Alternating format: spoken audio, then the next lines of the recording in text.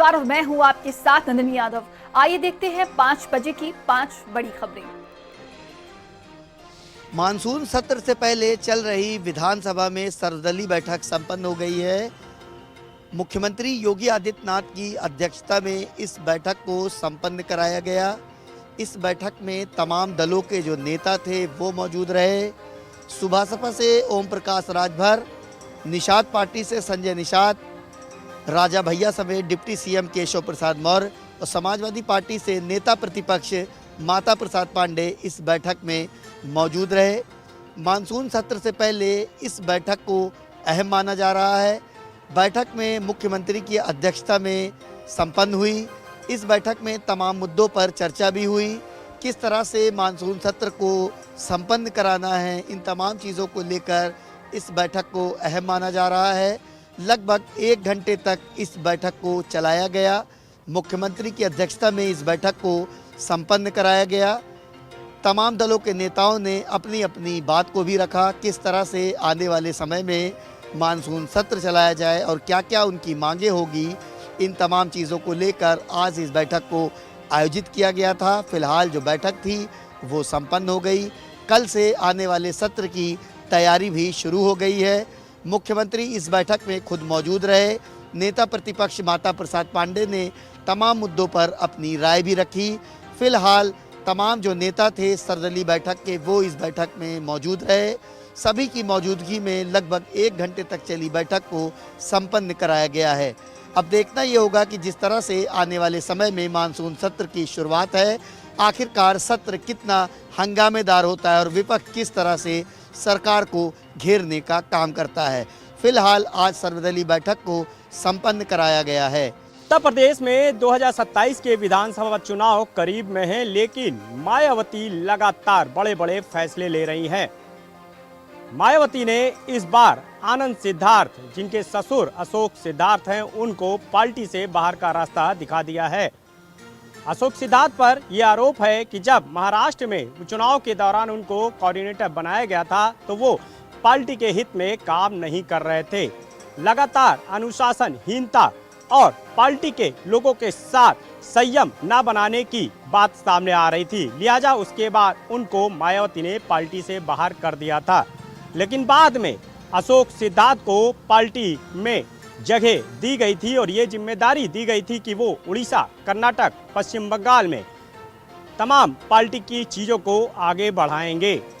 लेकिन party movement में काम न करने और अनुशासनहीनता का एक बार फिर अशोक सिद्धार्थ पर आरोप लगा है, जिसके बाद बसपा की राष्ट्रीय अध्यक्ष मायावती ने एक बार फिर अशोक सिद्धार्थ को पार्टी से बाहर कर दिया है और इस बार ये भी साफ कर दिया है कि अब दोबारा अशोक सिद्धार्थ की पार्टी में एंट्री नहीं होगी।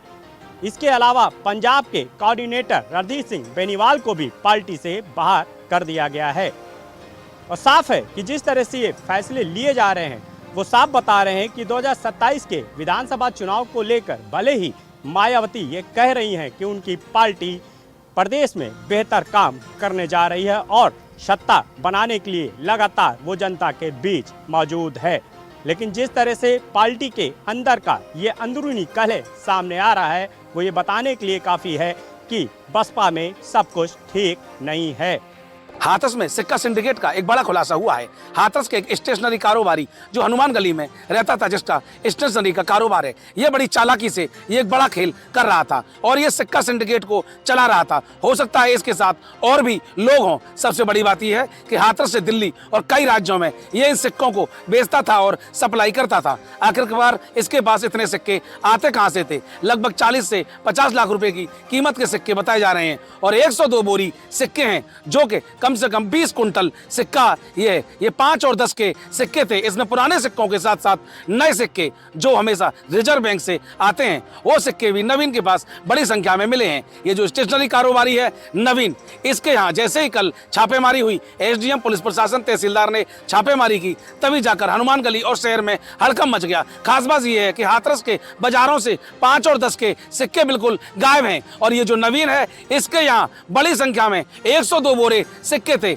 इस नवीन से जानकारी के अनुसार यह मालूम पड़ा है कि ये जो नवीन है ये अपने भाइयों और लोगों के साथ, इसके साथ अभी और भी लोग जुड़े हो सकते हैं। पुलिस इसकी जांच में जुटी हुई है। ये जो नवीन है अपने साथ बड़ी बड़ी लग्जरी गाड़ियों में यहाँ से इन सिक्कों को छिपा कर ले आता था, जिससे कि ARTO, GST, पुलिस और अन्य विभागों की आंखों में लगातार बरसों से धूल झोंक रहा था और बड़ी सप्लाई भी सिक्कों की नवीन कर चुका है। ये अपनी गाड़ियों के नीचे, सीटों के नीचे छिपाकर इन सिक्कों को ले आता था और चेक इन में ये आंखों में धूल झोंकने के लिए नकली फैमिली, नकली बच्चे और पैसे देकर फैमिली बच्चों, बड़े बूढ़े बुजुर्गों को साथ लेकर जाता था। ये नवीन की ये चालाकी का जो खेल है, ये हाथरस में ये सिक्का सिंडिकेट पकड़ा गया है, जिसका ये सिक्का सिंडिकेट का माफिया नवीन सामने आया है। पुलिस इसमें जांच में जुटी हुई है। पुलिस और प्रशासन मिलकर इसमें बड़ी कार्रवाई करने की तैयारी कर रहे हैं।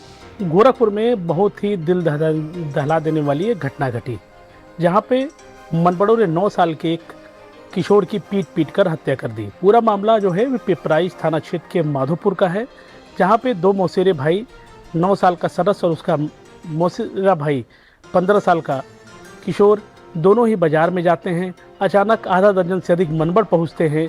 पुरानी रंजिश को लेके दोनों ही कोई पीटने लगते हैं। पहले वो लाठी डंडों से पिटाई करते हैं, फिर रॉड से, फिर जब कुछ लोग बचाने आते हैं तो उनके ऊपर ईंट पत्थर भी चलाने लगते हैं। ये दोनों ही घायल अवस्था में सड़क पे ही गिर पड़ते हैं और जो स्थानीय लोग होते हैं वो इनको अस्पताल ले जाते हैं। परिजनों को सूचना दी जाती है, परिजन अस्पताल पहुंचते हैं और उसके बाद वहां से BRD मेडिकल कॉलेज रेफ़र कर दिया जाता है। BRD मेडिकल कॉलेज में 9 साल का सरस दम तोड़ देता है और जो है जो दूसरा है 15 साल का, वो गंभीर रूप से अभी भी इलाजरत है। उसके बाद आनन फानन में जो है आला अधिकारी मौके पे पहुंचते हैं।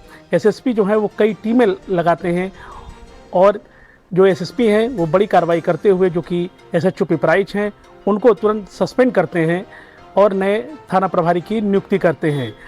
जो घटना घटी वो बताया जा रहा है कि पुरानी रंजिश थी। इससे पूर्व भी इन दोनों जो मनबड़ हैं और ये परिवार के लोग हैं, इनमें किसी बात को लेकर कहासुनी हुई थी, लेकिन किसी ने नहीं सोचा था ये मामला इतना बढ़ जाएगा कि एक 9 साल के जो किशोर है उसकी पीट कर हत्या कर दी जाएगी। फिलहाल पुलिस की जो कई टीमें हैं वो आरोपियों को खोजने में लगी हुई हैं। फिलहाल जितने भी आरोपी मनबड़ हैं वो पुलिस से पकड़ से दूर है, लेकिन जिस तरह से ये घटना घटी और 9 साल के किशोर की पीट के हत्या कर दी गई, उससे एक बार फिर गोरखपुर पुलिस कटघरे में है और उसकी सुरक्षा व्यवस्था पर सवाल उठने लगे हैं। पश्चिमी उत्तर प्रदेश में इन दिनों उत्तर भारत की सबसे बड़ी कांवड़ यात्रा चल रही है। कांवड़ियों के सैलाब के बीच मेरठ में UP STF ने अवैध हथियारों का जखीरा बरामद किया है। कट्टों का यह जखीरा मेरठ शहर के लालपुर्ती थाना इलाके में तैयार किया गया था। आज सुबह यहां से इन कट्टों की सप्लाई अलग अलग जिलों में जानी थी। UP STF ने जो कट्टे बरामद किए हैं वो 315 बोर के हैं, यानी असलहा का वह बोर जिसके कारतूस आसानी से बाजार में मुहैया हैं। इन असलहों की फिनिशिंग देखकर समझा जा सकता है कि उनकी बाजारी कीमत आम अवैध असलहों से भी ज्यादा है। UP STF ने जो कट्टे बरामद किए हैं वो सभी एक शेप और एक शक्ल सूरत में हैं। मेरठ के लालकृति में ये कट्टे तैयार कर रहा था तजम्मुल अवैध हथियारों का पुराना खिलाड़ी है। आजकल उसने अपनी कट्टा फैक्ट्री लालकुर्ती में अपने भाई के किराए के मकान में चलाई हुई थी। 21 कट्टों की खेप तैयार करने के बाद उसे अपने गैंग के साथियों को इसकी डिलीवरी देनी थी। साथ ही अपनी हथियार फैक्ट्री को वह दूसरी जगह शिफ्ट करने वाला था।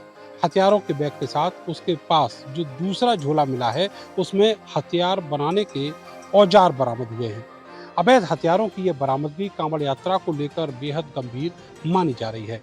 मुमकिन है कोई गैंग इन हथियारों का इस्तेमाल कांवड़ यात्रा में अपराध के लिए कर सकता था। यह भी मुमकिन है कि इन हथियारों को देश विरोधी ISI हैंडलर्स अपने गुर्गों के जरिए कांवड़ यात्रा में खौफ पैदा करने के लिए भी कर सकते थे।